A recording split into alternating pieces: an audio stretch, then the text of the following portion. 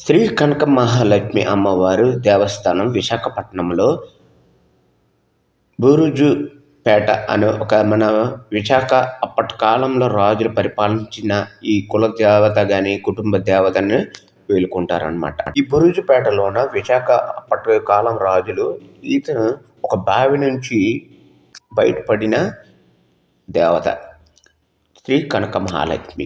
ఆ వెలిచిన శ్రీ కనక మహాలక్ష్మి ఒక రహదారి మధ్యలో నివసించబడిందని దాన్ని తీసి పక్కన పెట్టడం విశాఖ మున్సిపాలిటీ వాళ్ళు అధికారులు అందరూ ఇలా ప్రయత్నించారు.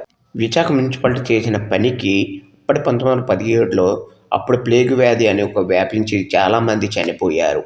అప్పుడు ఆలోచించారు, ఈ విగ్రహాన్ని అక్కడి నుంచి కదిలించడం వలన ఈ ప్రజలను ఇలా జరుగుతుంది అనుకుంటే మళ్ళీ యథాస్థానంలో పెట్టడం వలన మళ్ళీ ఆ వ్యాధిని మళ్ళా విముక్తి పొందడం అయితే జరిగింది. అప్పుడు శ్రీ కనక మహాలక్ష్మి నిజమైన ఈ బావి నుంచి తీయబడిన ఒక దేవతగా మనం కులదేవతగా ప్రచురించబడింది. శ్రీ కనక మహాలక్ష్మి ఈరోజు మీకు నచ్చిన